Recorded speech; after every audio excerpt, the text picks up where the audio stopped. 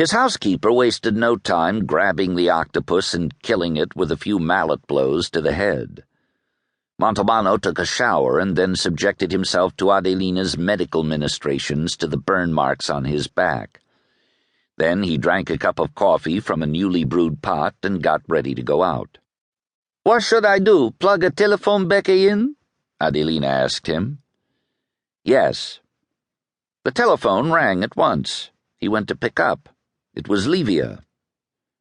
"Why didn't you answer earlier?" was her opening salvo. "Earlier when?" "Earlier!" Madre Santa, the patience you had to have with that woman. "Could you please tell me at what time you called?"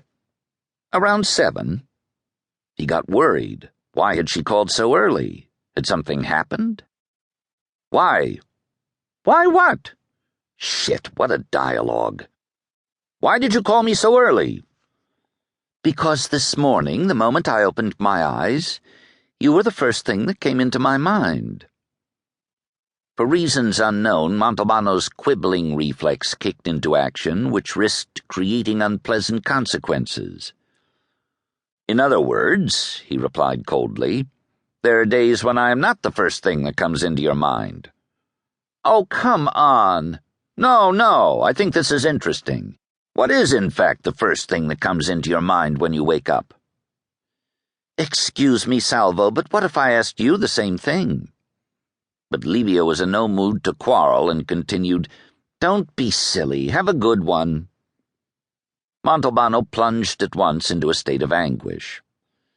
He'd always been hopeless with dates, holidays, birthdays, name days, anniversaries, and similar drudgeries, and always forgot them. There was nothing doing, dense fog. Then, suddenly, a light went on in his head. It must be the umpteenth anniversary of their time together. How long had they been together? Soon they could celebrate their silver anniversary of being together, if such a thing even existed. "You too," he said. "What do you mean, me too?" From Livia's answer he knew he'd made a mistake. What a tremendous pain in the ass. It must, therefore, be something that concerned him poisonally and poison. But what? Better just bow out gracefully with a generic thank you.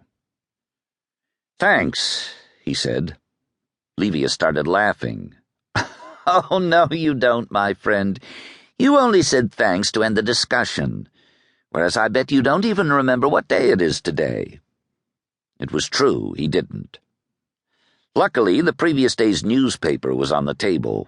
Craning his neck, he managed to read the date. September 5th. "Livia, I think you're going a little overboard. Today is the 6th. A blinding flash. "My birthday!" he exclaimed. "See what it took to get you to remember that today is your 58th birthday? Were you trying to repress it?" "What do you mean, my 58th? "Salvo, I'm sorry, but weren't you born in 1950?